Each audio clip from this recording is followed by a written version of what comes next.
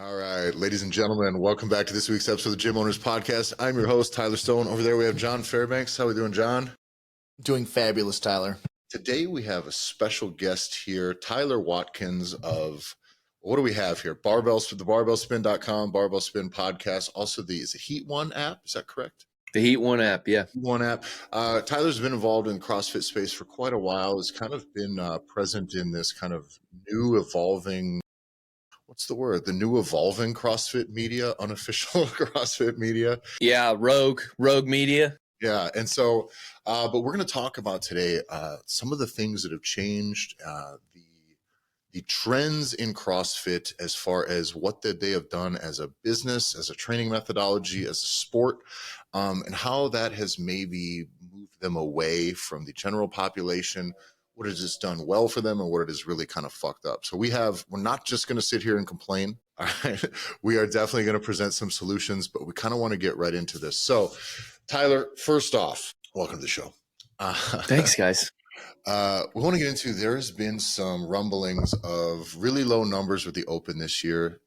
If you've noticed any of that, or what have you seen of that? Or is that just hype? I was wondering if you were going to ask about this, so I was doing a bit of research before the show. Also, why people should care about what I'm about to say. Number one, I don't know that you should, but number two, I've been around for a long time. I have been working my way up from like normal gym goer to wannabe athlete to, then becoming a media personality. I've done a lot like on the analytical side of the sport, both on the business and on the athletes. So I don't know that I have a huge opinion that matters, but at least I've been around a long time and that matters to a degree. It was a long way. Far as the Open, yeah, I mean, like, there's no like buttering it up. It's like it's trending lower. What were I saw somewhere like 40% down from this point, but there's some differences in the times that it gets in and out. And so I don't almost sweat that too much, but it's lower, right? So the way they announced oddly early last year, it was like the first of the year. They were like, boom, go sign up for the Open. And I was like, I remember everybody being like, what? And then I remember there being a very large media push to get everybody to sign up early. So when there was some stats coming out, like we're trending 40% behind. I was like, well, yeah, like the game's totally different. There was a larger media push. So I didn't put a lot of stock in that. Now, I did go into the season thinking that there would be, a downtrend in the amount of signups. But I didn't hold my breath for those statistics, like the 40% behind. It's like it's apples to oranges sort of thing. Like it was totally different setup. Yeah. And so that's why I didn't want to put a whole lot of weight on those numbers specifically, at least from this year to the last year. But I think we all see it having been around. And John and I can be as giant, huge guys that are dickheads a little bit. We can kind of like, be like, fucking CrossFit, blah, blah. But like the sport, not the sport necessarily, the training methodology and the affiliates and the impact I think that CrossFit can have on the ground in communities for the general population is its most valuable asset, right? And I think that's also the thing that CrossFit should be most valued for. Right. When we talk about now you have this big initiative, we're going to make America healthy and all these other things, like CrossFit's one of the few training methodologies that take the good with the bad on it, that actually had nutrition at some point baked into the educational structure in the very first thing that people get taught. Right. When you get taught, when you take your level one, you do run, it's zone diet. But what is that any different than essentially just a point system for tracking calories and macros? It's not right. It's not fucking dumb. It's not that it doesn't work. It's just a way to teach it. As far, not even its own philosophy, but that was one of the things that I think CrossFit came in with. It was really smart. It was immediately like, no, we're not just going to work out. We're not just going to do all this. Is food matters. There is a holistic approach to this that I think people miss now when they talk about CrossFit and the education structure, and they think about this and like, you just take a weekend fucking class. Like every one of these motherfuckers gets taught how to at least teach or deliver a nutritional system to somebody for performance, for weight loss, for whatever, right? There's like every single person who's coaching at a CrossFit affiliate has been taught that. And yet how many CrossFit affiliates do zero in-house nutrition coaching for the general population? It's a fucking lot. or have almost I think about that all the time, because like I do think it's the base of our pyramid. For those who don't know what I'm talking about, like there is a CrossFit pyramid, nutrition's at the bottom, and then it starts doing all of like the conditioning and all the other pieces. Like the workout stuff is on the top of the nutrition, and we do nothing to coach our athletes on nutrition. I've never been to one single CrossFit gym, and I've been to like 10, a member at 10 of them. They've never run nutrition courses. I've always thought that should be an in-house thing. And their coaches, even with your level one, if you want to do or die on the zone and the resources they give you, like it fucking is fine. Like it's totally fine. And every coach has the ability, if someone comes up to them and says, how should I eat for this? Who now has all of the deliverables that they would need to give somebody I would say not irrefutable, but it's clean eating and reasonable fucking portions and healthy. Like it's fucking very sensible. And I think that is almost a microcosm of what has gone on, I think, in the affiliates as a whole, which is we're not that concerned about getting people off the couch anymore. That's not none of the top-down marketing is about that. And at the very least, the public perception, there's not been enough done to fight the public perception of that. Because I opened my gym. Quick backstory. I started as a fat guy who went into a CrossFit affiliate, and I was like, fuck. Like was a legitimate real athlete, and I was fat as fuck. It had just skidded, and I was getting just crushed by middle-aged housewives. So I was like, oh, that fucking sucks. And so I fucking got my shit together. And in a year, I had lost 60, 70 pounds, got into other forms of lifting, and we started Massonomic. So everything started from a CrossFit affiliate in the community and all the things, right? And so when I opened my gym, it was a CrossFit affiliate. But at that point, the trend was already going to the way where it was looking like everything was 3, 2, 1, go, techno games athletes, everybody film them from the bottom up. So these guys who are 5'5" look like giants. You know what I mean? And it's like, all right, I guess this is what we're doing. But then what happened was I knew that was happening, and I knew it was already hard enough to diffuse that. What year was this? This would have been 17. Peak. Okay. My opinion is peak. Yeah. And it's not been there since. But then what happened was I started to notice when I wanted to get normal people in, I spent a lot of my time telling them what it's not and what it can be. Yeah. And that fundamentally was very, very frustrating to me. And while I liked the brand for the visibility, approachability is the name of the game for fitness. And like all things in fitness, if we've been around for 15 years, 10 years, how long's CrossFit been now? It's been 15? It's almost 20. Almost Depends 20. on when you talk about Greg's. Yeah, like he had this stuff in the 90s, but it didn't, like 2006. So almost 20 years. So like if you get to that point, we've been 20 years. We're going to do American stats first because fucking go freedom. But like that's where it started. That's where most of the work has been. And we'll get into the international reach here in a little bit too. But the health of overall Americans has not gone up in 20 years. Dude, we're killing it. What are you talking about? We're so fucking healthy. Right? Like all of us who have been in this business who are trying to impart real change, like we are either not reaching enough people or we are doing a bad job at the people we are getting. And I don't think that CrossFit is not getting people fit. I don't believe that to be the case. I think they're literally missing the boat on the thing that will feed them the most. It'll feed the most affiliate owners. It'll feed the hype for everything, which is getting some more motherfuckers in here who just want to lose 20. What do you got? 20 pounds to lose, 50 pounds to lose, 80 pounds to lose. I think you need to get into general population way more than sport because there's more. This is the age old fight. So it's like, I do think sort of divert, but also add to what you're saying. CrossFit came up in a time where you basically had bodybuilding, powerlifting, basically no weightlifters, and then you ran or did some sort of endurance sport, and like all those were segregated. And then you had some like weirdos who like played football and would do a little bit of everything, but that was about it. Then Greg comes along and says, nope, needed to be able to do all of it. And then a lot of people, there was this whole functional fitness idea back then where it was like, that makes a lot of sense. Like that idea held water. It's like, oh, okay, yeah, like I do want to be able to lift, 400 pounds off the ground, but I also don't want to run a 20-minute mile. Like I want to be able to run like a 7-minute mile. CrossFit's definition of fitness, I think, still holds up fully. Yeah, 100%. Whatever we're going to define as this, I think that's exactly accurate. But so we were fixing the idea of like what normal people should do. Like bodybuilding at a base was like just hard for people to get into. It gets boring eventually. I think people are normal folks are too like ADD to just do bodybuilding all the time. And it's like to really make a lot of change, you got to work hard. And people need to be guided through that. And Greg fixed that equation. I'm going to get you in with everyone else, and we're all going to work out together, and we're going to do the group fitness thing, but we're going to do it in a different way that no one's ever done it before. Fast forward 15, 20 years, the equation totally changed. Yeah. No one did weightlifting back in the day. Powerlifting was in a slump. All the strength sport, like no one, like strongman was sort of popular, but sort of niche popular. It's exploded. Like all of the fitness sports are much larger now than they were. For sure.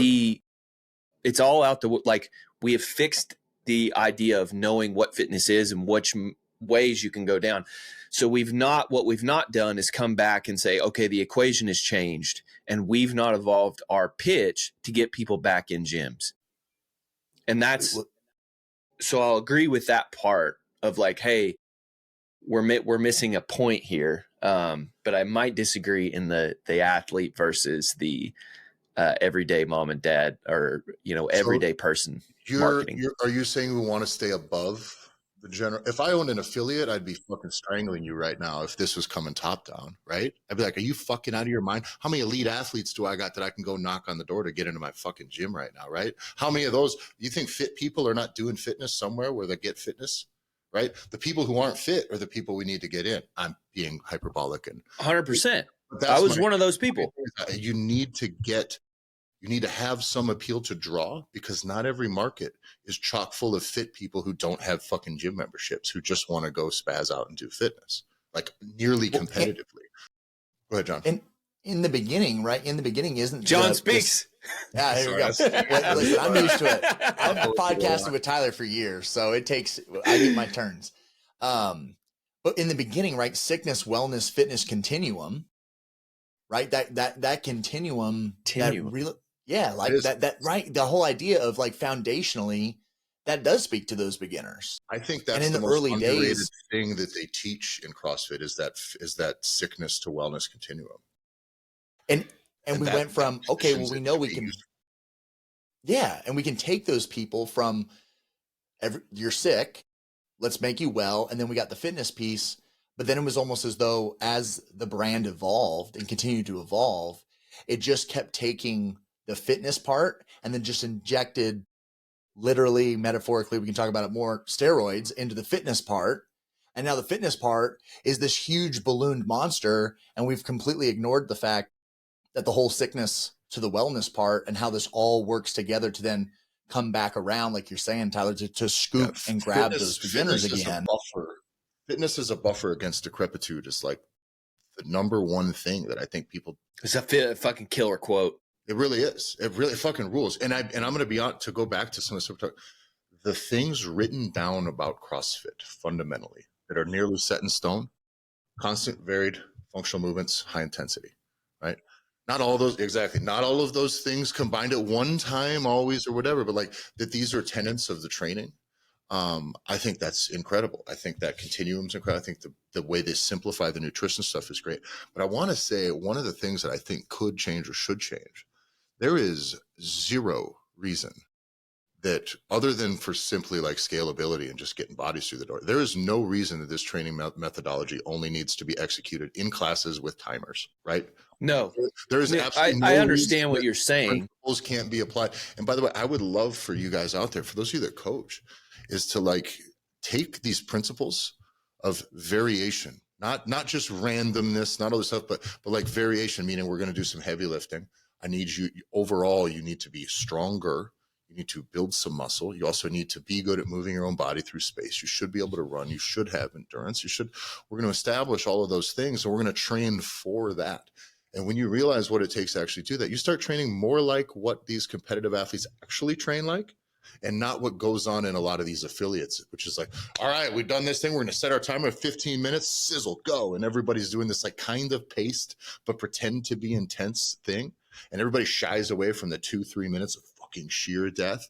And then if you go in and program anything that's running, even if it's 400s, 800s, 5Ks, fucking all of your even fittest people, if you're running classes, ugh. And I think that when we talk about trying to have our place that is actually fitness is the thing that we're doing. Don't let the fucking inmates run the asylum, right? There's something to be said that this is most what I see in a lot of CrossFit affiliates is just more like what a Saturday morning community workout should be, but they just do the shit all the fucking time. And the professionalism has left a lot of the gyms. It used to in 20. So to sort of divert, and sorry to interject. Oh no, it's so real.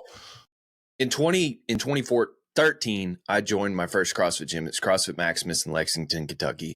And the one thing that I will say about that gym is like they took the professionality, and the idea of being a professional CrossFit coach back then was a lot more like people were chasing that. And they took that serious. Like all the coaches programmed, they alternated through programming. All of them had continuing education. There was one time that all the coaches left for a retreat, went to New York and like spent time with other CrossFit gym owners up there, learned from the best coaches. Like this was a serious thing. They all had like level 2s. They all had like their, specialty, like weightlifting courses or gymnastics courses. Like there was real professionality in this. All the classes ran like a machine. They focused on what you needed to know, how to move. It was not that Saturday, like everybody just come in and fuck around thing.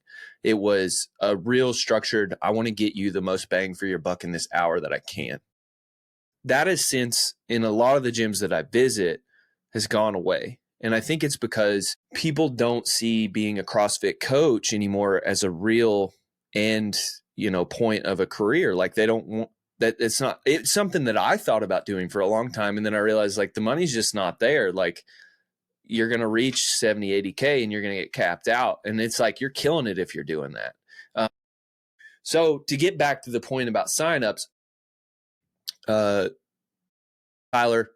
you probably remember, John, I don't know if you were around at this time. So Barbell Shrugged, I'm still friends with the guy who did their content, CTP. And I was talking to him about like the marketing of CrossFit and how to get bodies into gyms. And he was like, he says stuff it's so simple sometimes that I really appreciate, but he was like, CrossFit forgot that they sold cool. He was like, if people don't feel like they're missing out on having a good time or the cool people are somewhere, they don't want to fucking go. And if you go to a lot of gyms now, it's like, I call it checkbox fitness. And there's nothing wrong with checkbox fitness, but like people used to be driven to like be better humans. Even if you were, 38 years old and you knew you were on the downside of like your athletic career, people still had goals that they were going to be some athletic monster. And now it's just like, I came in, I sweat, I worked hard today, and that's about it. And that's fine, but it's not the spirit that you want inside your gym. So like my selling point and where I come from to answer your question, Tyler, of like, how do we fix this? We got bodies into gyms. For instance, for me, I saw Annie Thor's daughter walk 100 yards on her hands across a football field. And I was like, that's cool as fuck. I got to know how to do that. A girl can do it. I need to know how to do it. And then I saw Rich Froning and he was fucking jacked. And I was like, okay, this training system gives short. It was approachable, man. I got to meet, I need to see somebody like me. Which is weird. Since I've met him, he is shorter than I am. Yeah, no, I had, we met him at the Arnold one year, and it was him and Dan Bailey, and they had him sign a thing for my wife on that. So they had to write it on the back of my shirt. And these two little guys were on their toes to reach the middle of my back to sign this shirt for my wife. So anyways, I didn't mean to cut you off, but one of the, I do think you're right in that the one function that I think the sport serves and the overall marketing serves, like the top down elite, the term elite fitness, right? That the most elite form that's grown so much to where it just looks like something we never could have imagined it was going to look like before. But now that can function as that's your Mount Everest, right? But the reality is especially with, say, something like the Open, and I like that structure. You go to the Open, and then there was even whatever the convoluted setup is now. But when it was Open, regionals, and all this other shit, right? That flow. I'm going to address this from the sport standpoint first, right? Because let's just go into how we think the sport could maybe change to make the sport Wait better, a minute. not for the sake of the affiliate. Before you move on, I wanted to finish my point because you're moving into my next subject. So the athletes, seeing the athletes motivates kids. I was a kid at the time to go to gyms. Young people being in gyms, having mostly college age kids motivates people who are older because they see that youth and they have a good fucking time, and the youth make the gym more fun. And then when the gym's more fun, everybody wants to go more. That does not exist anymore. 22-year-olds don't go to CrossFit gyms anymore. Like when I trained at 22 and I was training really hard, there was like 40 of us. At the gym I go to now, there's like 10. And that's like, I'm in a college town. On like a decade of creating interest. And I think as far as the sport goes now, for growth of the sport, I don't believe that the growth of the sport, the CrossFit Games, let's not say the sport of functional fitness, because that's going to fucking silly directions that just will be what they will be. Time will tell, the market will dictate. CrossFit Games itself, if we're going to hold that as some sort of as like a gold standard, it's the Olympics of functional fitness, or it is the whatever Super Bowl of ab having barbell snatching fucking dudes or whatever. Like that sport has some gaps that I think is important that people address, that you just objectively look at, right? And one is, I don't know that being a vast, wonderful financial success fucking matters to really most real affiliate owners, just other than it kind of work. That is only a money thing. This is one of the biggest differences between real, I'm just gonna say the word real sports first off, because most CrossFit, these are athletes, but CrossFit, almost had it spectator sports. Sports, and that's where I'm going with this. Yeah. Because real sports that people watch are watched by people who don't do that sport. And fucking, you're lucky if you can get people's moms to go watch them fucking do a CrossFit competition. You know what I'm saying? And so when we want to talk about just the CrossFit Games, first off, every year we do not have an open competition to decide which of you guys you play your hearts out. You get to go to the NFL because you finish it. No. Cut all this shit out. The open, let it just be its own competition. That does not need to be how we get people in to this fucking elite greatest thing. I understand it's a fun little thing, but whatever. I'm not willing to die on that hill for sure, but we're not doing open tryouts every fucking year for any other real sport. 2, fucking, there's just too many bodies. Give me the 40 and 40 or whatever. Give me the top men, the top women, and let them compete. Okay. I've been to dozens, hundreds of powerlifting meets, dozens, hundreds of strongman competitions. And I can tell you this, strongman is infinitely more watchable than powerlifting, to every single person who's ever said it, because it's the barbell stuff. It's just too boring. And even though it's impressive, the average person who sees someone deadlift 400 pounds, but that 400 pounds that I'm deadlifting is a refrigerator on each side. That's cooler to every single person in the crowd than someone loading up a bar with 1,000 pounds, because they don't know the difference. They just don't know the difference. Right. The other just thing looks heavy. Yeah, and the pace as well of the thing. This is of all strongman competitions I've been to and participated in, other than the 2 or 3 that we've actually announced 4 that Massonomics has done in-house. We've done it on our own. They try to make these competitions for the athletes. It's all about make sure with the athletes, let's accommodate the athletes. Let's give them enough rest. Let's do this. Let's do that. Oh, everybody gets in. Oh, you're in the over 45, but under 47 division. Great. And you're missing your pinky toe, but it's above the knuckle. So you get your whole class with another 50 of you. And then you have teams, for Christ's sake. There's got to be, I was trying to go through this and ChatGPT, there's like 800 competitors that get to say they compete at the CrossFit Games. When in reality, when you think CrossFit Games competitor, what does that mean? It's 40. It's the 40 at top. Yeah. It doesn't need to be there on the weekend. There's no reason for that to be. It dilutes the whole thing and makes it stupid. It makes it silly. Every motherfucker sitting next to you is a games athlete when you get there, and they're very fit, and everyone in their family should be very proud of them. But when you get to that point, respectfully, shut the fuck up. Shire for the weekend, dude, or just watch. But there is when the Olympics has the Paralympics, same thing with the adaptive stuff.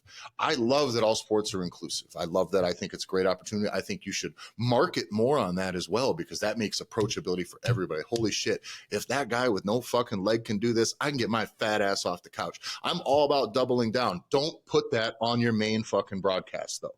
That's great advertising, great marketing, can be secondary stuff, but you cannot have the Paralympics does not go on parallel to the actual Olympics. It's a fucking week later and they maybe televise it, or maybe like I think that they just need to be practical about the sport. Well, and that's the thing that's the point. Compete. That's the point I've been making for a long time. And like we've been talking about, because like broadcasts may not happen this year. They will at the games, but like at the regional level, or what people remember the regionals. So like there's going to be some that might not have a broadcast at all. And so what I've been trying to tell people is like, okay, the competition itself is actually for us, like the athletes and CrossFitters, to know who the fittest on earth is. I still think we should uphold that claim that we know who the fittest on earth is. I think in the early days, we actually didn't have that person, but now we do. Now, the broadcast, though, that becomes about storytelling and making it something totally different. And so if you're going to put a broadcast on, you got to make your best fucking effort to make it interesting. And CrossFit, that's hard to do. Like, dude, running the fantasy app. Peak, they did a great job. Yes. Whatever shift went on before that, there was about 2 years, 3 years where it's like, yo, I didn't need to watch it in real time. I just watched those fucking those little documentaries they pump out. Yeah. Those are historically relevant in the fitness space, not on the level. These are like pumping iron level fucking like, holy shit, this is new. That's crazy. The storytelling on it I thought it was amazing. The issue, and Greg actually had this figured out. I know that he hired a CEO at one point that told him to dump like the Facebook and like the YouTube, and it was a total wild move and a total wild time. But up till 2018, I think he understood that CrossFit, the organization HQ, was not a crazy money making venture. You were going to take most of the profits that you got, put it into the games and back into the affiliates. Hopefully you're left with 5% at the end, and then you're good. That's the problem with private equity owning it now, is that they want to be a 20 to 30% organization, and they don't understand that it's like to keep people interested in what you do, not only period, but in 2025 when people's attention times are shorter than anything, like you have to just continually pump out media, and not just like fucking bullshit media, like actual meaningful things that people want to engage with for longer than 20 seconds. You got to play the long. And they haven't been doing that. They are starting to turn the leaf on that, but they had not been doing that. And I think that's a lot of the reason we're in the place that we're in right now. I also think it's tricky that people tend to think that CrossFit as an organization is like this colossal juggernaut of like fucking tens of thousands of people. It's like fucking 11 motherfuckers, dude. Like, you know what I'm saying? There's just not a shitload of fucking people piling into work every day working on these projects. You know what I mean? It's a thing that's just kind of rolling out there. And I don't think people quite understand that. They think that while the brand is large, that there's just a fuckload of bodies in there fucking putting this thing together that are making decisions. And I just don't feel that that's the case. Go ahead, John. Well, but don't we like the idea that the sport itself, people don't watch the Super Bowl for what the fuck those motherfuckers ate the morning of, who they're dating. It's literally the worst parts of the game, right? Like everything outside. And the reality is that as the sport has become more friendly to the athlete, football has gotten dumber and more stupider to watch, right? Like, it's like we actually have. I would imagine that all three of us are football traditionalists, where it's like, fuck all about CTE. Like, you need to try to kill each other. Now, do Tyler and I's families have plans for when CTE does ravage our brains in another 15 years due to the amount of concussions, Everyone's and got our some wives birdshot know where the loaded gun up with is the and they gun that know your how to wife kill has us figured when it out how to happens. use. Yeah. Yeah. But sports aren't supposed to be, kind of going back to Stone's earlier comment, like sports aren't supposed to be good for you.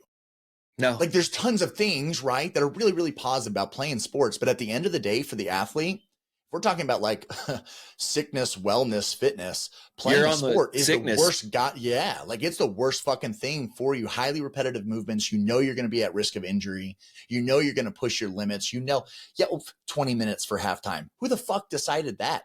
Like, if it's really what's best, we're going to go play the second half tomorrow. We're going to totally cool off. Right, yeah. And on that note, too, is like to get back to what I before this, with Strongman, is the contest that I've been in, competed in, run, some are 2 days long. Most are somewhere between 9 and 12 hours long. Okay. Literally, my mom, wife, kids, nobody watches those things. They're fucking unwatchable. They're terrible to participate in. And I'll give you a little example of why with Strongman. Is because you would have a contest where everybody gets fucking weight classes, because this is a state competition or a regional competition. So you have Hobbit class, fucking middle class, whatever, right? But you got like 4 classes plus masters and shit. Everybody gets new weights, and there's not enough implements for everything. So what happens is we're going to deadlift first. Perfect. Guy 1 with the smallest weight, everybody gets to kind of warm up to deadlift using 3 bars, and then we're going to start the contest.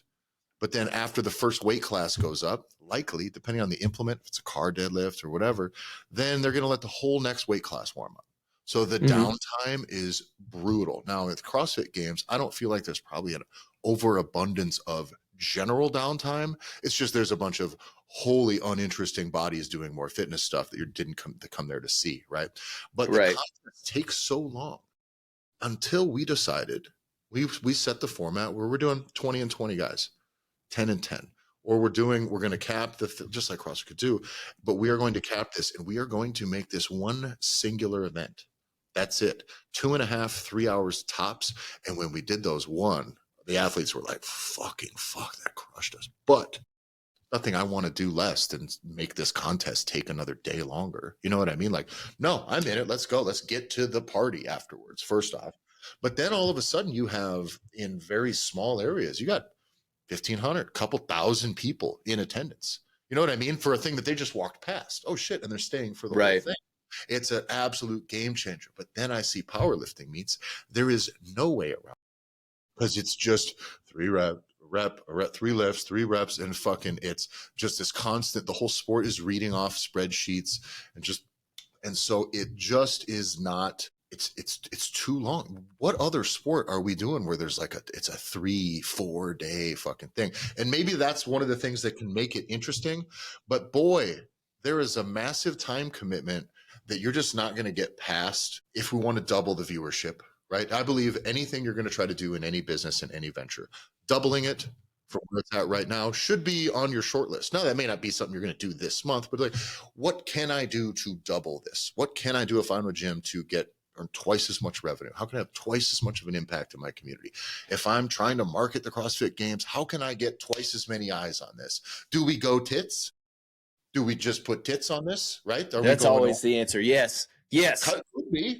Or maybe we don't make it take 3 fucking days. And by the way, then the things we're selling, and I know the logistics of all of this are a nightmare, but what I mean is the games itself is very diluted, and it's very hard to have characters and personalities float to the top when there's like 700 people, and I can't tell which ones I'm supposed to give a shit about. And the teams. Fuck off with the teams. Team fucking CrossFit is the dumbest. Go play a real team sport. We cannot have all this 5 people just throwing along over their fucking shoulder. That I think is just, if you're not good enough or you're too old to make it into the top thing, I'm sorry. This is a sport for elite fitness. Somehow, if we view that the broadening of the field for what we hold that sport as now, we've just broadened, instead of making it like harder to qualify for, we just let everybody qualify practically. Everyone gets a subcategory, and it sucks. But if we're going to go that far, I think that it needs to be, I don't even know where to go with this at this point, because it's diluted so far that now It's elite fitness. So We're making it the most anybody. It's a participation trophy medal now at this point. And the problem is that's not the case from an actual athletic standpoint. What every single one of those people is capable of in that field would make them as gods among probably all three of us as social circles, physically, maybe not quite. But so maybe I can help move you past like where to go with this. I think about this a lot because, like, for instance, just in the open, now we have scaled, we have masters divisions, and all the programming is different. And I always thought that was a real detriment to the open because, like, it should be the one time a year that everybody really tries to prove themselves that it's like, oh, yeah, I can do a 95-pound snatch now, and I couldn't do that before. And I got 2 done, and then I was out the rest of the thing, but that's where I'm at this year, right? And that's okay. Yeah. That's okay. And, you know, it became distasteful to acknowledge that you're not as good at something as everybody else is, or you didn't get to play as long as everybody else did because you're not, but it's like, you're not as physically fit, and that's okay, but you're here to change that. And that's what fucking matters. Or, you know, it was your first open this year. You could only do one snatch, 95 pounds. And then you go fast forward a year and you did 50. And it's like, yeah, you see what you fucking got done in a year? And it's like, you couldn't do that last year. And so it's like, there is this major dilution of what it means to do CrossFit in a lot of different ways. So to answer the question about how I think we fix the viewing issue and all that. So I take the position that at the games, like if you're going to claim that you're awarding, you're finding the fittest person on earth, not only is that test really hard, it's probably not that crazy, like great viewably. And then number 3 is that it's going to take like 3 or 4 days. I just think that the games is as it should be. But so there's the question of how do we sell tickets to watch it or get people to live view it? And then there's the question of like, how do we make that valuable to the affiliates? So, and this plays a part in your teams thing. I don't think the teams really deserve to be televised. Like, no one cares. They'll tell you themselves that nobody cares. They don't care. They won't watch team events that they're not a part of. It's okay. It's the participatory part of the sport. Now, I think teams is run in a way that it's just wholly not fun for anyone. It's not enjoyable to watch. It's not enjoyable to do. There is a way that we could program team sport, like fundamentally change the team sport to where it actually is interesting. It would involve going more into the niche sides of fitness, like the strong guys get their stuff and the runny guys get their stuff, you know, and the gymnastic people get their stuff. That's how you grab sport more than simply. Yeah, it becomes more of a strategic sport. And that's how you land people who are in gyms locally. And so if you make that barrier lower from a local side and from a fitness side where it's like, well, hell, I can do a 385-pound clean, but I'm not going to run a mile worth of shit. That's okay. You can go on a team and like you can still train, but like you have an outlet for your fitness. Guess what? You're going to buy a ticket to go to semifinals. Either 1, because you're participating, or 2, because you want to go watch because you've competed against these people on the teams in your region, right?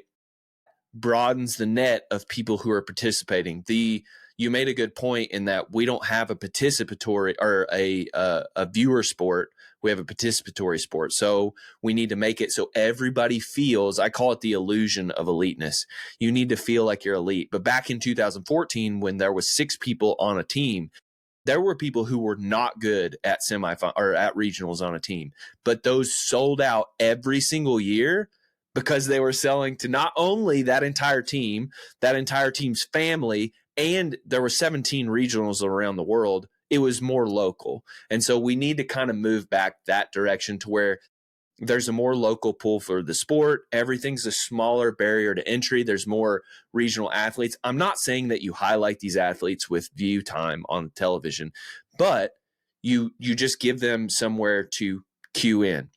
Then when we get to the games, it's just about the fittest on earth. It's our time to shine. For us, you make that, you know, as viewable as you can for those 3 days, but then doing what you said earlier, is you make that content that we were making before, where it was like, these are really documentaries that matter in the fitness industry. You make that so that pays the dividends back to the affiliates. You need one. First off, you're filming the shit. Well, it should be filming the shit anyways, right? While it's going on, which means in retrospect, you assemble, just like you assemble the narrative into one fucking cohesive documentary that might tell these 6 parallel stories or whatever storyline, really the 2 plus a couple of ancillary stories that run through this. But that I still think needs to be, that's one of the lessons I think they can learn from World's Strongest Man. I think World's Strongest Man sucks in a lot of the things that they do, which is they don't actually broadcast it live. You know what I mean? That it's done, it's over with, but then they build the broadcast and then they put it out there. But you know what? It's done. And you know who watches Strongman? People who don't do Strongman. There's some plenty of Strongman. World's Strongest Man. Me, my dad. I was talking to this fucking hipster stoner guy who's never touched a weight in his life. And he was like, I heard you met Bill Kazmaier. And I'm like, yeah. He's like, oh my God, I used to watch, these people that have never lifted anything in their lives know this sport. Why though? Because flipping a car over is fucking pretty cool. You know what I mean? And that, I think that if CrossFit would, from the sport, and this might be the last point I'll make on the sport, but I think if the sport would take a little less seriously the idea that this has to be the ultimate test of fitness, because not that they, what I mean is there is zero reason that we had to watch a marathon row in a stadium, right, when we could have just done something else. There should have been a highlight reel or something. Yeah. Highlights. There was somebody's monitor broke. That's the only fucking thing that was interesting. That might have not even been that year, but like for real, I'm supposed to watch this on TV. Holy shit. So I don't care how hard that is, because I know that's probably real hard. I got butthole blisters just fucking thinking about it. But that is nuts to me that someone's like, we should by the way, then we're going to run, this is the thing, we're going to run every motherfucker in every age group. So this stadium was just getting these fucking rowers just wore the fuck out for like 16 straight fucking hours that day. Like, what a fucking joy. Maybe you were there. I was just sitting in there like, this is what we're doing. What we're doing. What we're doing here. I'd rather watch the strongmen eat. You know what I mean? Like, but that's, anyway, aside from that, that's all I mean is I think that there are choices that can be made. And if we err on the side of, would people be interested in watching this? Maybe we wouldn't always ask the question, why aren't more people watching this? Right? Or how do we get watching this? Well, let's actually run that thought through our fucking head when we craft it, because we do have choices, right? But anyway, what I want to get into next, which is what's actually most important to me, is CrossFit as the training methodology. Like I said before, I think fucking rules. And I think that it is, when I view what I need people to do for, say, a sport, right? I need you to get stronger. You may come to me for strength, right? And so I may just work on strength with somebody, right? If I have somebody that just is like, I really need to lose weight. So just optimize this stuff to get them leaner, look good. Well, we're just going to diet hard down. We're going to do a little bit of cardio. We're going to do some standard bodybuilding stuff. But there's nothing in any of that is not CrossFit by its definition. There's a broadness to what CrossFit fitness is. But there's nothing wrong with those other things. But when I see the training methodology get almost like, it's not necessarily bastardized, but the execution. It's when you see something that you could label CrossFitty, like it can't be labeled anything else. Yes. And I think that there's too much, and I will say there's too much testing in the sport of CrossFit. That's almost my beef with the sport, with the sport. What do you mean testing? Is that in the affiliates, there's too much. Everybody is testing themselves every day, right? It's 3, 2, 1, go. There's too much speed, emphasis on points. Like you've even said, very much so in people refusing to scale workouts. I think scaling, this is like my number one point here. Scaling movements is probably the single most important thing that should be done in CrossFit. I think it's your number one job as a CrossFit coach. And I think that's the job. It's the job. And I think you go into a lot of affiliates and it's like, people's pride or whatever this is. It's not even about scaling weight back. It's about scaling the movements themselves. And I think that concept is not even understood to people that are thinking about maybe joining CrossFit, that it's not for them, it's like, oh, you don't have to do any of that shit. By the way, you don't ever have to do any of this shit if you don't want. The idea that we are still doing functional movement, and if you want to never snatch a fucking barbell in your life or never want to do butterfly pull-ups in your life, I can get you fit as fuck without any of that. Like, let's rock, let's do this. Because in this format now, I have the grace to do any of these things.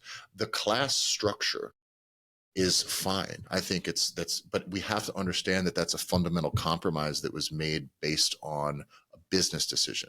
How many people get out of this hour? And I think that I teach people, I have people in private one-on-one personal training. I have people in 2-3 person groups that are doing all of these things, except every once in a while, we're going to rip some fucking bicep curls and all this shit that now you're starting to see in actual CrossFit. Because those of you that are listening that are a little new to this, there was an era where it's like, we don't fucking do bicep curls. We don't do isolation. I remember those days. Yeah. None of you got biceps or pecs, and so we get to the point where I think it all circles back around, and what we should have is all tools, like all hands on deck, all tools are at our disposal to try to build that actual type of fitness, that definition of fitness, which is I want to be strong. I want to have endurance. I want to be able to move myself. I want to be flexible, mobile.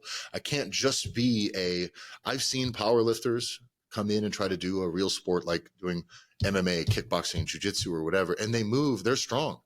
Describe them as an athlete, and they fucking are nothing but strong, right? And I've seen gymnasts, yoga people, I've seen people come in and are very great at that one thing, and they suck at, you put 45 pounds on their back and they cannot get to parallel regardless of so they're actually very, very, very weak.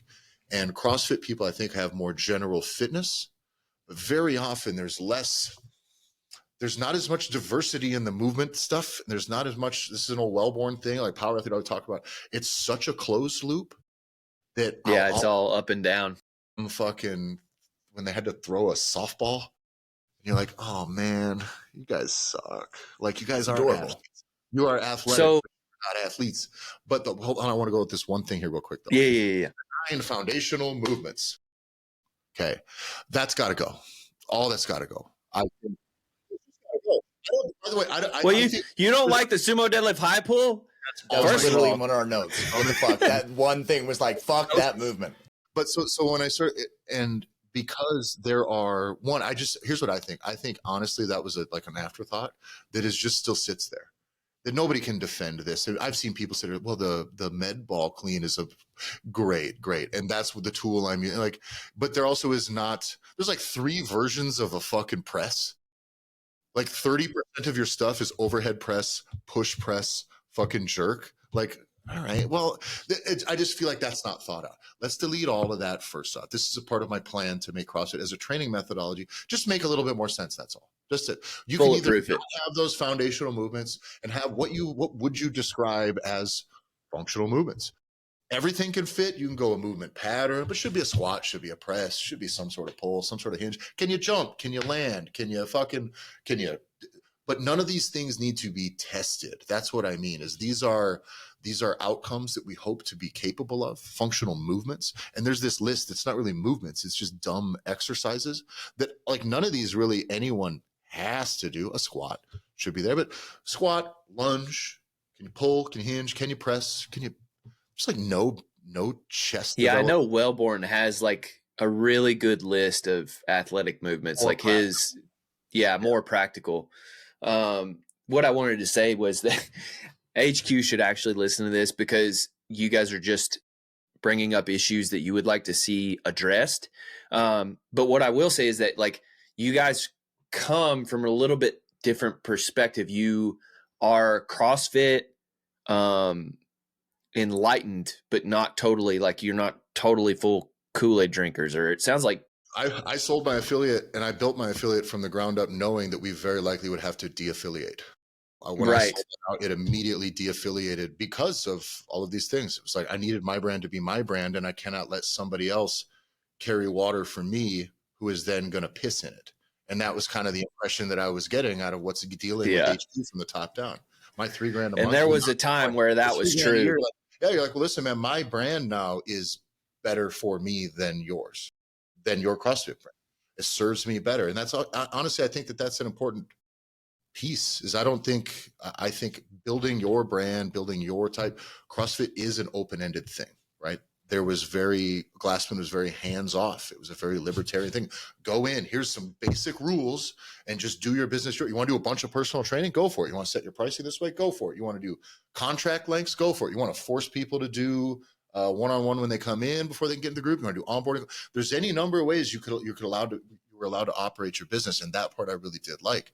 But I just felt like you said, I wouldn't say that we're adjacent or interested in. We're in the business personally of helping gym owners succeed. And for us, fundamentally, that requires the two things. One, getting new members without being a scumbag about it. So we don't do all the fucking that gym launch bullshit where it's just like run somebody else's ads and fuck your brand over for a 6-week challenge. You know what I mean? Or it's free, but the money's in it. It's just all that bait and switch bullshit that's been in the industry for a long time. We don't want any of that. We stick our stuff, everything we work with a gym owner is based upon client success first. Client experience, client success. When someone walks in the door, are they going to get the results that they came there to get? And I think CrossFit is now in this space where it's almost hard to define to the general person. So CrossFit interested or CrossFit adjacent is what you would hope that you can get every fucking person in this country who needs a gym and isn't going somewhere to go to do. I think that ends up being those beginners are that's the stuff that if you can develop a way to speak to them and deliver your program that works. I mean, do most of what everything you're doing. Just don't be fucking risky about it. It's really mostly about a risk equation, what goes on in the gym and the movements that are selected. And a lot of what you're talking, we can get the people in and get them in the door. Now we have this pool where we can we don't have to sell out the industry and be slimy scumbags in the industry running shitty, slimy sales shit. We can just be good. Talk about the results that our clients are getting, learn to market ourselves based on the successes of our clients. And then that will beget more and more and more and more of them. There's plenty of places where there's lots of fit people who are just looking for the next spot to level up their fitness. But the biggest blue ocean right now in the fitness industry is still the 74% of the people in this country that are overweight or obese. So we wonder, how do we get twice as many people through the doors of our gym? Well, maybe we don't alienate 75% of the population by being too intense or by doing fucking weird looking shit. You know what I mean? If it's effective, it's fine. It's fine. But let's not put all this stuff front and center. When I look at what CrossFit is, and they list me these 9 movements, I'm like, well, 3 of them are fucking the same. 2 of them are stupid. None of them are hard. And it's like, what are we doing here? You know? Fuck you. You're cool. So a lot of what you're talking about is like perception. And like, I think we've done a really bad job in the shitty word is like rebranding or re-engaging perception of what CrossFit is. So like one really good example is Matt Chan had this really big jackass take here recently where he was talking about like essentially he was like CrossFit's an unfinished methodology and it's dangerous if you do like the CrossFit training all the time. And what he was explaining was basically training like a games athlete for 10 years plus. And he's like, oh yeah, I'm fucked up. It's like, yeah, we've already covered that. If you train like an athlete, you're going to get fucked up. That's the point of being an athlete. Like that's the price of purchase. If you fight in the MMA, you're not surprised when somebody like breaks your leg. That's part of the deal. And so he was trying to say like, oh, there's so much more utility in doing a lot of zone 2 training and stuff like that. And CrossFit never changed. And I was like, that's a lie. Like the HQ never came down and said like, hey, everybody, you need to start doing zone 2 training. No, it happened in the exact way that Greg would have wanted it to happen is we all noticed the athletes who were doing more aerobic and zone 2 training were getting fitter in ways that we were not. And then the entire programming industry shifted to start to adjust that stuff. You were talking about bicep curls and stuff like that. Rich has been doing that. He never stopped, which was always hilarious because it was like the number 1 CrossFitter in the world forever was doing bodybuilding stuff. And I do think like there's the perception that CrossFit is just like the 21-15-9 like weird shit. And it's like, no, it's actually like a lot more full, but we've not rebranded, but we've not re-educated the population who had this idea built of what CrossFit was into what actually happens in the affiliate. The tricky thing too, though, I think in the affiliates is based on my experience. There's an expectation that the clients have when they've been the gift of some sizzle. I'll call that the sizzle. Your 21-15-9s, right? Yeah. That gift, the idea that is a piece of a CrossFit type of workout. There's a format, there's one. I know as a person who owned an affiliate and was getting people from other CrossFit places that there was like a huge pulling off the Band-Aid situation where it's like, it's not this all the time, you fucking idiot. Like that's not you know what I'm saying? Today we are going to squat 5 by 5. We're going to warm up, right? And then we're going to finish with a little bit of a run. Or today, then we may do a little short thing that's quick after this. There is by allowing all of the diversity of fitness to be in the sport, which I think is, or to be in the training methodology, I think that's what's valued. I think that's probably generally what you're getting at too with Matt Chan statement is like just topped out. We're like, oh, I should run more. But you know what? That actually was like not as a desired outcome for the elite level of the sport. That's like a thing people should just do because that fits your general definition of fitness anyways. But again, there was so much running back in the day. It was a broad lie. It really, that one really pissed me off because I was like, he was a level 1 like flow master for a while, or he's a level 1 seminar staff. And I was like, dude, you're so wrong. Like if you train like an athlete, yeah, you're going to get fucked up. But like we've been doing this for a while. It's just more prominent now than it has been. The number one repeated workout on CrossFit.com back in the day. The number one 5K run. That's it. Now I'm almost all about that type of being like, listen, I maybe don't want to be programming 5K runs in my fucking group classes because they're here to right. coached a little bit. I could make recommendations maybe that people include more of this stuff or somehow, some way you gotta put the pill in some peanut butter or whatever. But that's the job. And I think that at some point I would like there to be a little more guidance that comes all the way down to the affiliate and all the way to the floor. But somehow, again, that's where I'm torn because I don't want to be told what to do and how to teach my way. The framework, I think, of the concept varied functional movements, high intensity, the definition of what we describe as fitness being, and then move the 9 foundational movements, move them into some sort of movement patterns that we must be proficient in, right? Something in there that way you can be strong in this, you can be fast in these positions. However that needs to go down, I don't really fucking care. I just feel like that framework now is like the perfect lens to actually to deal with the general public, because I don't want to turn everyone who comes into my have me coach them into a power lifter. I don't want to turn them into a bodybuilder, right? They don't necessarily want to be that either, but if they have a physique goal, I'm just going to get them there because that's just what we're there to do. Right. Mm-hmm. But I'm still willing to use all of these other tools. And if somebody who says, I want to be overall fit, I don't even know how I would describe this, but like there is different pushes through, right? This entire system of the way that you're going to train is going to be, all right, if I want to just be an endurance athlete, I'm going to push all the way onto that end, right? I'm going to stretch that all the way out. Well, there's going to be a lot of compromise that's going to happen if I become the best endurance athlete that I can be.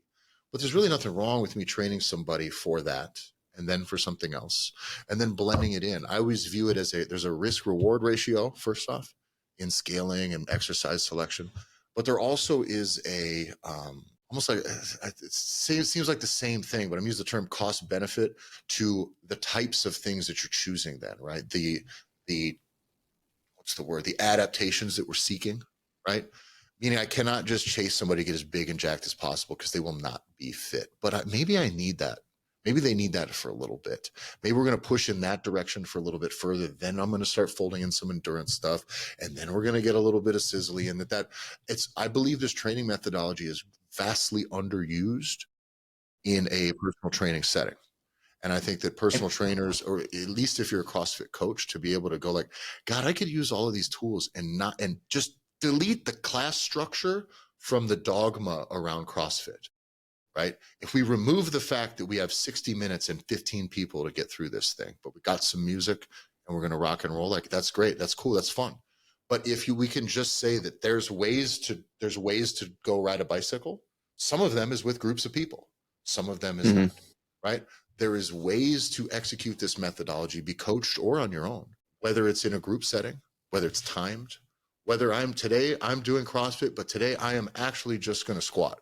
And then I'm going to do a little bit of light RDLs, and I'm going to fucking get the fuck out of here, hit some abs, and I'm going to go. That is not CrossFit.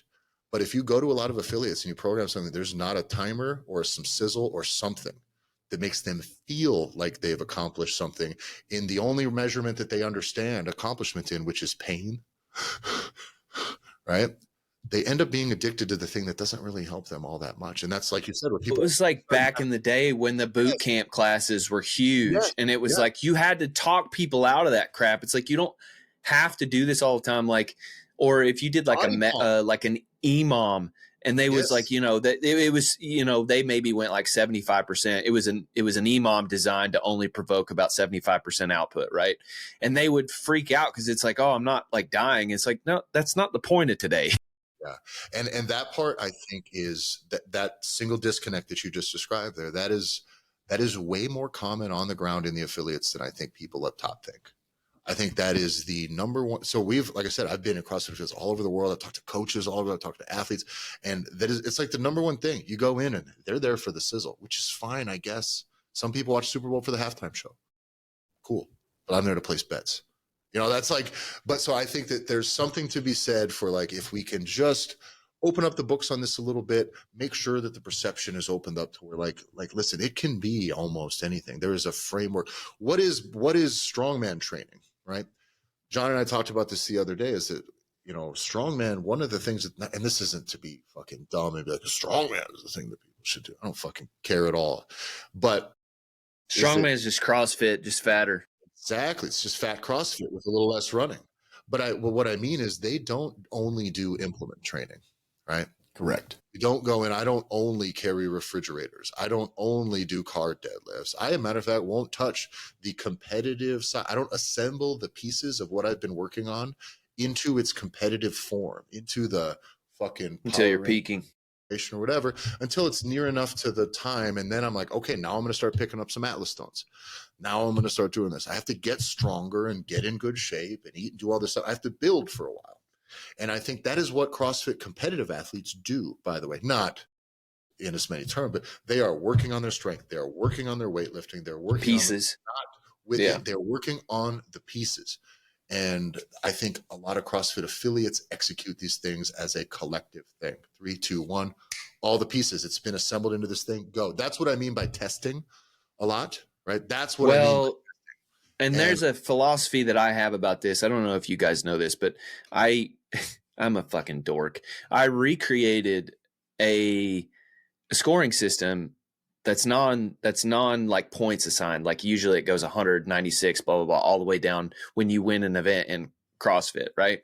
And I was like, well, if Tyler deadlifts 505 and I deadlift 502, and then the next guy deadlifts 480, like I shouldn't be the same point gap between Tyler and me is the same point gap between me and the next guy. I should be closer to Tyler. The whole point being is that, I spent a lot of time thinking about programming, and I do think CrossFit, when you look at CrossFit and what it was made to do, it was to be we have so much time in a day, and we need to be as fit as possible across broad time and modal domains as we can, right? But you only have so much time in a day. And so Greg said, hey, a really great way to do that is instead of just doing thrusters and then doing pull-ups later, you jumble that up into a fucking cocktail and you do it all at once as fast as possible. And it drives crazy adaptation, right? But then what we did was we made that the sport, instead of saying, hey, fitness is actually like a 5K, a 1-rep max deadlift.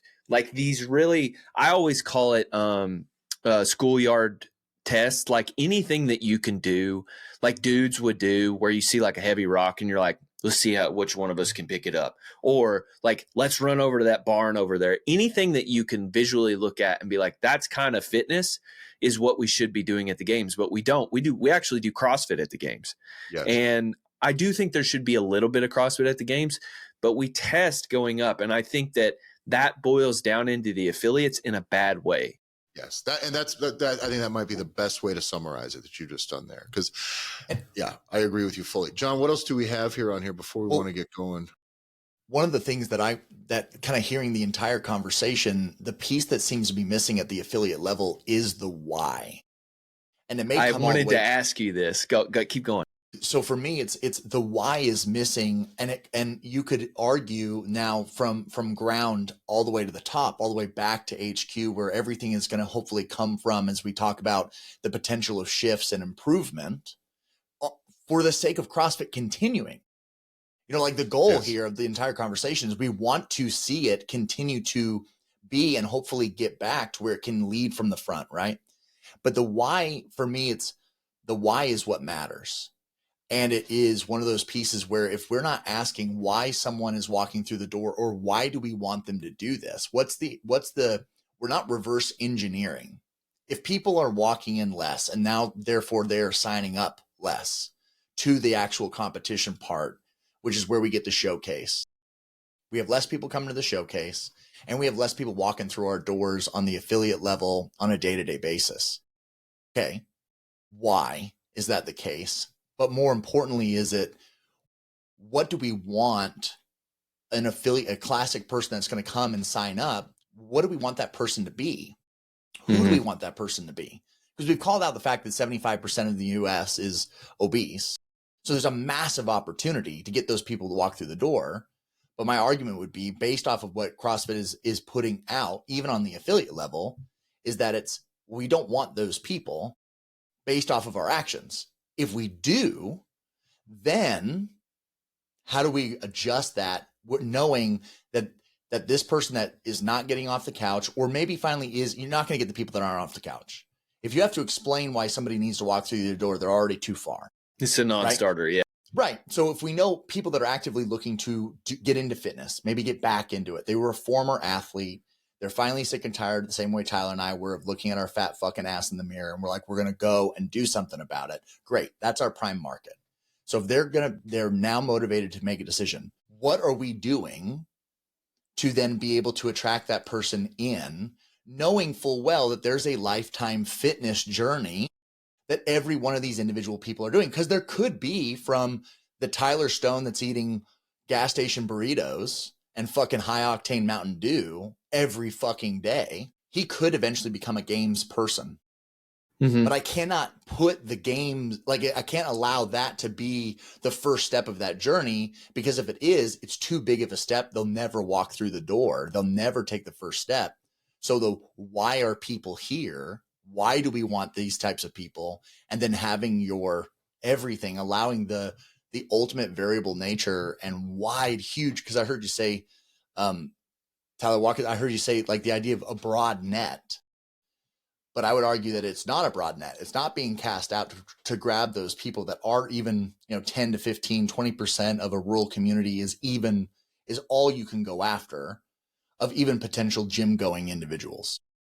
So we know we have, go ahead. Yeah, you're talking about from a marketing perspective. We were tossing around this idea, or that it got tossed around a couple of weeks ago, of like how to get people involved in the open and really like create some content from the open that gets people revved up. And what you could do is you could go to somewhere, that's just some normal gym that might have, what you would want to do is follow 4 to 5 athletes in the open, and you have your, you might have like an elite level athlete or somebody like me who like trains regularly and wants to be more than just fit. Then you have like, your stay at home mom who's like got 4 kids that like just stays healthy looking, looks good, at 40 years old. And then you might have like your overweight person, or might have your person who's like 70 years old and is just trying to keep decrepitude from creeping in. Right. And you follow them through the open, and that way you can show like the highlight of what this can do for somebody who wants to be elite, but show what it can do if you're at the very bottom and like just scraping by. And like, I think I'm right in that like we do need to show the high level athletes, but we're missing all these intermediary spots where it's like, this is who we're casting to, and we're just not creating that bottom end. And it, that's where it becomes an art. And how do you storytell to get people to care? Because like, if you just produce a documentary on some guy who's 300 pounds and he like tries to get fit, there was the Killing the Fat Man back in the day, and that was pretty successful. That series, there's probably like 4 or 5 other even short-term things, maybe 5-minute, 10-minute things that were basically CrossFit. It's like a CrossFit transformation, whether they were done by HQ or affiliates. Mm-hmm. Those were gold to me when I was starting. It was one of the things that made me go, oh, maybe this isn't so gay. Maybe I'll try it. Right? It worked, right? It looked like it worked. And it was a person who looked like me getting something accomplished. And I thought that was fantastic. I think you're exactly right. Just like you said, you need to still do the sport. Sport still needs to be the thing. The games need to be the thing. That's your high standard. If that goes away, you don't even have any fucking North Star to go for. So the sport I view, this CrossFit Games and the sport of CrossFit, the Open, that is about retention. That's about retaining the business that we already have. If we fuck that up, looking cool, and that's it. Go for it. But dude, that is about keeping these people around, keeping them engaged as you should, right? Lead generation, getting new people in from underneath. Transformations are the way that is. That's the story. I was not doing CrossFit. This is what my life was. I went into an affiliate. These are now my people. These are the things I do. This is what I look like. This is how my life has been done. Tell that story fucking 500 times a year, because by the way, those stories are happening. They're happening in these affiliates.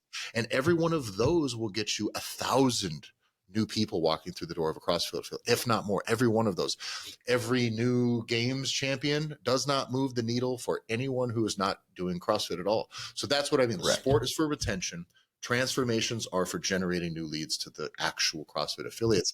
And I think there's plenty of grace in between those two where people can creatively do work. But this is honestly not about messaging from all the things we talked about, changing the sport, changing the way it's taught or whatever.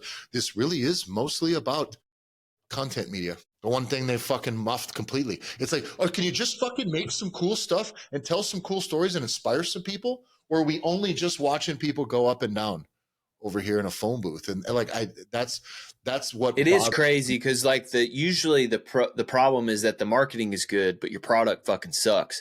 And we are surviving based on the fact that the product is the best part, and we suck at talking about it. Absolutely are terrible at it. And so I think we're on the same page. Go ahead, John. You're just using the wrong words to the wrong people. Yeah. That's where it's like, you're saying the right things, but Tyler and I call it out all the time. It's if you're only talking to the fittest fucking people, which is 0.5% of every general population area that's around an affiliate, well, then guess fucking what? You're only going to speak to 0.5%. But there are 75% of the motherfuckers in your community that just need to be told, hey, you can be a fat fuck and still come here and have success. And in fact, these all used to be fatties here too. And there's such a fine line of it, but you can just, like Tyler Stone is saying, is like the idea of then being able to communicate, just say the things that already are existing, but just say it to the right fucking people. Right. I think you're preaching to the choir a lot. It's like the sin that we're guilty of the worst is just preaching to the choir. It's like, we fucking know. I think Glassman too, going at, this is like a symbolic thing. I mean, he's out of the picture, right? But like symbolically, him going at the sugar, Coca-Cola, going at that for the research thing, like spending money and resources to actually try to fight this stuff legally.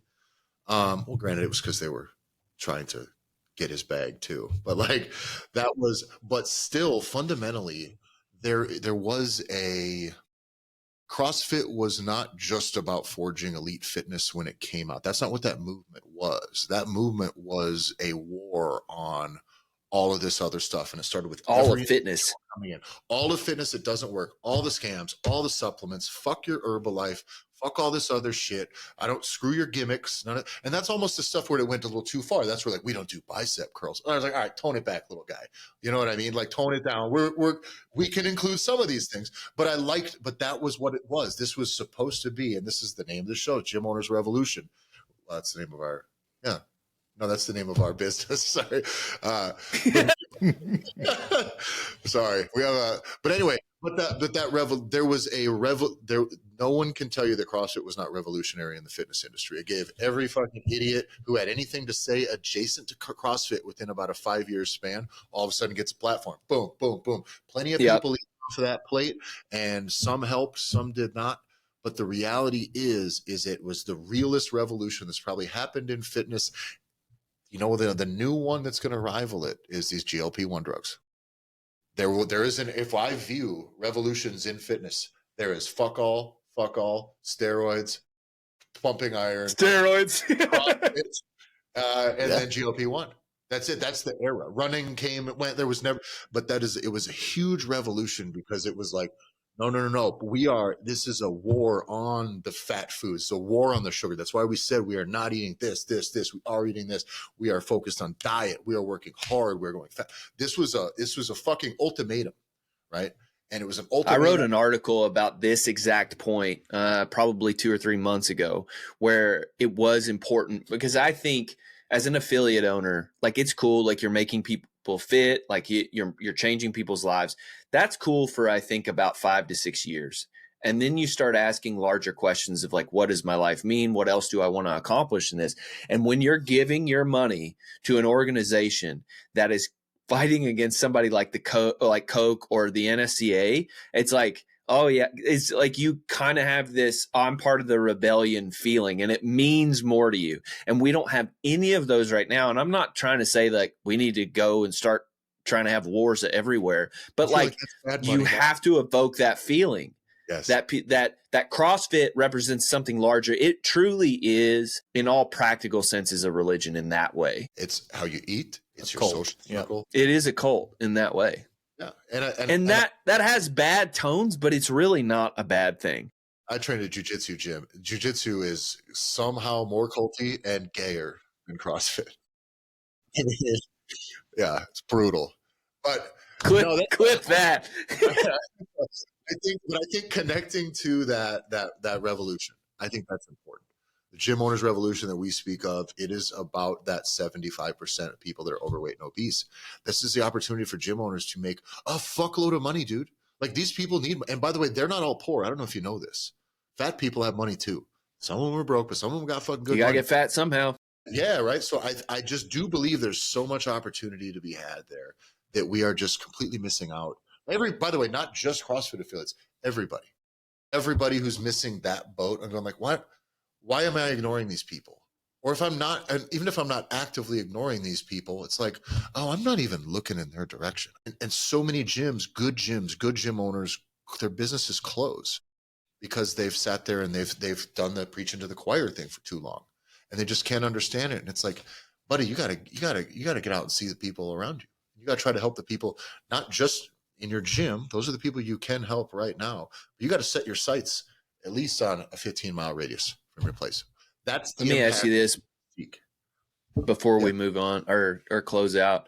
I've been thinking about this. So I would assume you guys are at least fan or some sort of appreciate the open.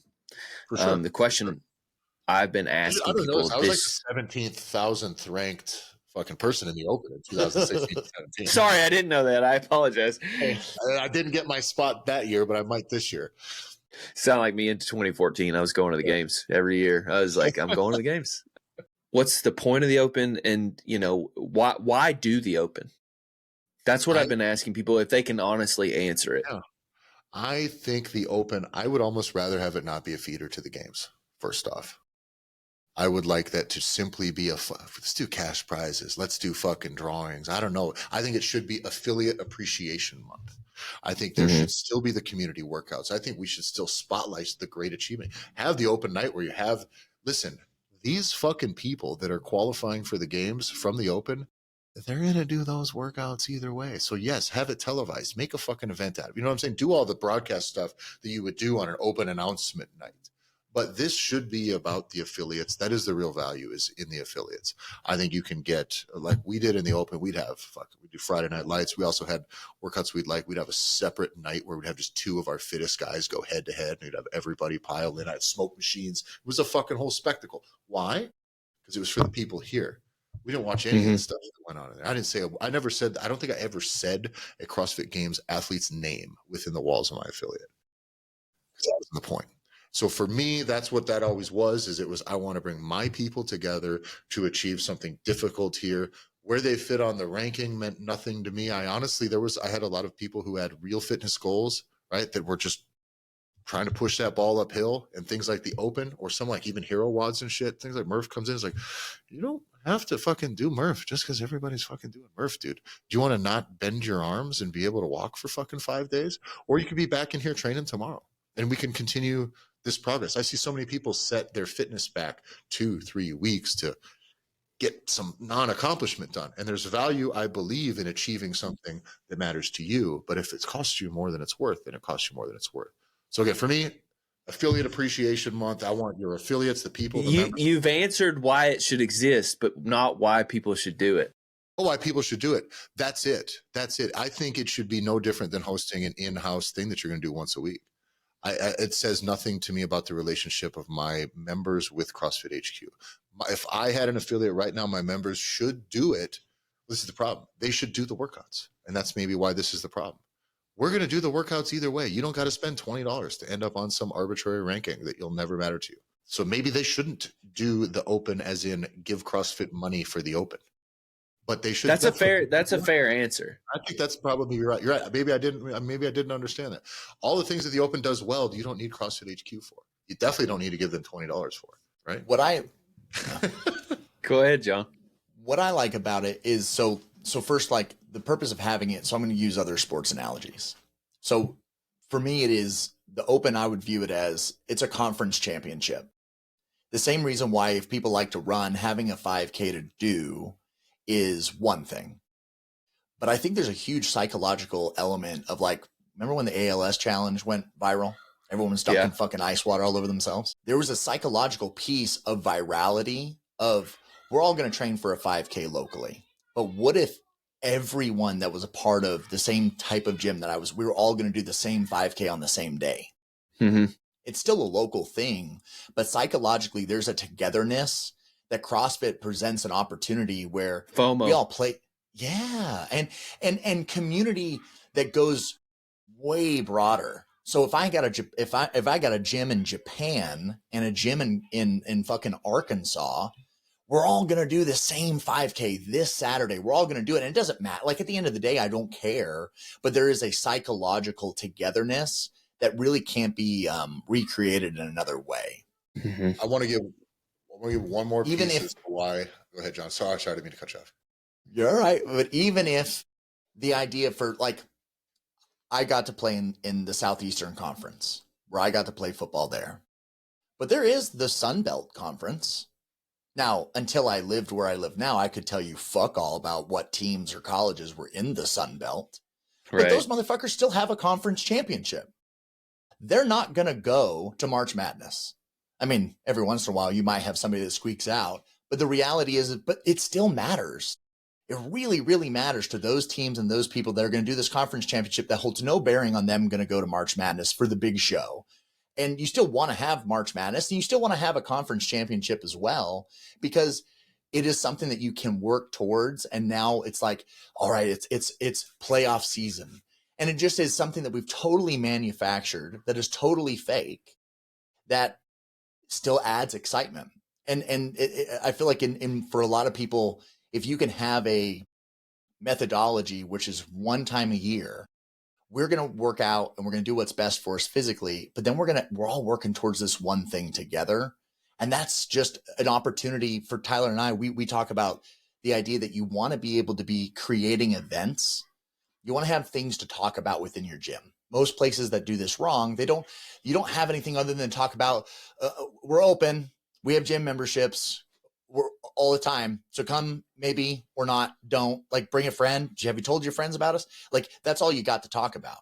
But if you get to create an event, you've just manufactured an open house. It's a grand reopening. Like a lot of times gyms, they get one shot at it. And if you don't build this into a quarterly process where you have some cool thing that you're doing and you have a reason to talk about something other than personal training in your classes, well, this gives every single affiliate the opportunity to just have something. You now have an event. And what's cool, because you need to be creative. There's some people that are going to be fire maintainers. A fire gets started and they maintenance, and you can keep a fire going. But there's a much smaller population that are fire builders.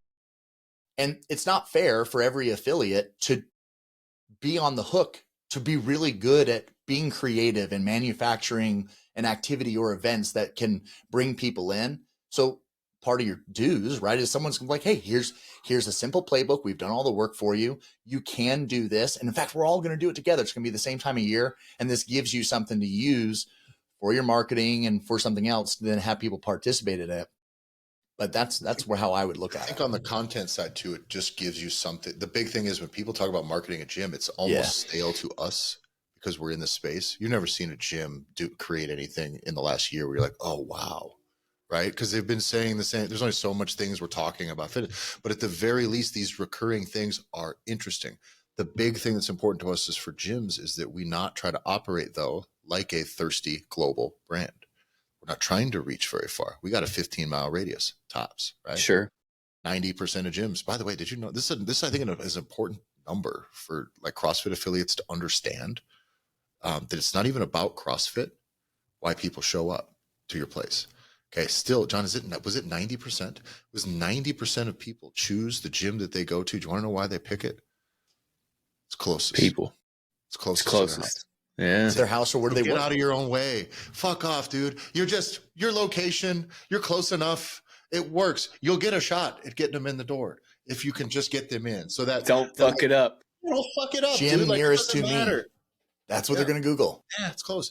Now, I do think one thing too about the reason to maybe like that I would have to say if I was selling the open for like, if you were selling it, this is why you should convince your members to give me money. It's so that they can see where they rank, whether that is good for their ego or bad for their ego. I feel like that is still a mechanism in ego inflation or intentionally fucking deflating your ego. But I think that's kind of I want to see where I rank. That's it. This gamification is huge. That's why fucking Fitbits have it too. Question. Yeah. It isn't a loaded question. It's an honest question because, I mean, I reached out to somebody who I think is important in selling CrossFit. And I know why I do the open is that I've dedicated 12, 13 years of my life to this. I've competed. This will be my 12th open. It's 11 on paper, but I didn't sign up for the first because I thought I was going to be a superstar and I didn't want anybody to know who I was going to be. So I was like, no data. And then that panned out. Anyway, like I do it because it is me tithing to the org every year. It's being a part of something that has truly changed my life. And it is like a good gauge on like, hey, where has my fitness gone? Like it was fun every year watching my rank, get better and better. And I know that this year, like I've laid back off of training, like I've changed up how I'm approaching training. I know it will go down, but like to see how, I might be able to pivot into other, prioritizing strength or prioritizing physique, like where now that I'm in that part of my life, where will my ranking move? Like, can I actually stay as fit without doing some of this other CrossFit stuff? And then like, is there a point at which I'm like, yeah, this is like my fitness is too low right now. I need to like start doing like CrossFit stuff again. But like to a normal person or an uninitiated person who hasn't done it before, like that's a lot of buy-in. And so to just say like, hey, you need to get your name on the board so that next year you can look at it and compare. I do think that is a good thing, but it's a lot to say like you need to pay $20 or $30 or whatever to do this whole thing when you can just do it for free. And most gyms run the programming anyway. And so you have to do what? Most people attend a gym for less than 90 days consecutively. That's the longer they're so like you get somebody in and you can get them bought into the open. That's great. Again, it still a retention tool kind of. But if we're wondering why we're not getting a lot of new people in and the new people we're in are dipping their toes in, there's not a lot there. That's a commitment to, if that's the only value, not that it's not valuable, but that's a commitment to me being here in a year. Right. And maybe that's what that is. Maybe that's how you sell that. It's like, this is what you can see next year. Make this commitment to yourself so that next year we can make sure it's like posting your before pictures on the internet, right? It's like posting your before pictures on the internet. Like, do this. Like, I'm going to do this so that if I look grosser when I post another picture in 4 weeks, that's going to be real embarrassing. Right. Mm-hmm. Maybe that is the angle. Maybe it's a form of commitment to yourself in another year to make sure that you now have put you're leaving a trail of breadcrumbs behind. It's making sure that you're fitter as you go. And I think that maybe there's some value in it. But personally, as a guy that never quite cracked the 17,000 mark in the open, I don't think there's any hope in me besting 15,000 more people, but I can only hope to make those 15 or 17,000 people less fit than me next year, instead of me needing to get fitter. So, brought to you by Philip Morris Tobacco and Budweiser, or whatever it is we're trying to sell here instead. Tyler's actually the reason we have BPAs in the water. He's trying to drug everybody to death.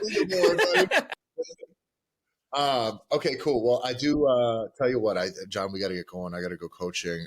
Fuck it, I'll put this one on the record too. You talk to CTP often? Much? Okay, good. I need you to give him a message. He is one of the very few people that I followed early on. Barbell Shrugged was like the reason that we started the Massonomics podcast. And so I think it was the reason a lot of us started doing anything we did. And Chris Moore was one of the people who was fortunate enough to kind of just go back and forth with throughout that process. As I started doing like blog writing in the beginning, just solo. And he kind of gave me the advice, like, you probably need to collaborate or something, because there's just only so much you can really build if you're just writing. I was like, okay. And so I found a couple guys in town that were just starting a thing, and that's where Massonomics came from. And from that, I went and interviewed the other Barbell Shrug guys, by the way, literally like a week after the big meltdown. So it was like the worst. Yeah. It was like the day It's funny because that's crazy, because I met CTP like a week before. So we were right around it. That's fucking nuts. To his credit, the content that he made in that era around that show, from being video, camera, and photography, is still some of the best shit that came out of there like ever. I think I can turn it on now and it will rev me up, and it restores the hope that I have currently. Correct. It sucks that people don't know that it exists, because they came at a time which, it had already passed, but it was like, it will rev me up now. I mean, Chris is solely responsible, I think, for a lot of the fire that exists. It was sharp and it was good now. And it had a soul as well. Like back then, that content fucking ruled. So, and I had followed him forever, and I think he's disappeared from Instagram or something, or maybe he comes back and forth. And so I don't think I had any real interactions with him, but from an appreciation standpoint from afar, that dude's one of the main reasons I got into the content creation business. As a guy that can't really run a fucking camera, not a photographer, not a great video editor, you just kind of do enough to tell the stories that you try to tell, right? So as many documentaries I had filmed when we were overseas, that was all like just trying to do what that was doing. So CTP is a fucking real one. So shout out CTP. Yeah, guys, follow, you're going to have to read the stuff for me here. What do we got? The Barbell Spin. We got, follow the Barbell Spin at the Barbell Spin on Instagram. You can follow me if you want at Texas, TEXXESS. And then the Heat One app, heat1.app. on Instagram. That is the fantasy sports. It's basically like fantasy sports for CrossFit, which I think fucking rules, by the way, especially when you have kind of a captured audience. It's enough people watching, and it's just that, by the way, is narrowed up in a way that's real nice, isn't it? Yeah. Right? Because we're not doing 700 competitors here. But yeah, people will be like, when are you going to do the teams? And I'm just like, I'm not. Awesome, man. Well, thanks for coming on. I hope, and if you guys are listening this far, any of the things that I had said that you disagree with, you're entitled to disagree with, understand that I have as much love, affinity, and appreciation for CrossFit as a training methodology, as well as what they've done for the fitness community, as anyone else out there. I am a guy who has liquidated his life savings to open a CrossFit affiliate. Okay. And from there, I've gone many places in this fitness industry. So I'm not a fucking hater. I'm just a reasonable person. What is it? Also reasonable. There's a couple guys that started at the bottom, and through hard work, they remained at the bottom. And at the end, after a lot of triumph, they are still at the bottom. Here we are. Thanks a lot for listening, everybody. Make sure you follow the show at the Gym Owners Podcast on Instagram. John, how can they find you? You can follow me on Instagram at jbanksfl. You can follow me at Tyler F. and Stone. That's Tyler EFF I and Stone. Thanks for listening, everybody. We'll see you next week.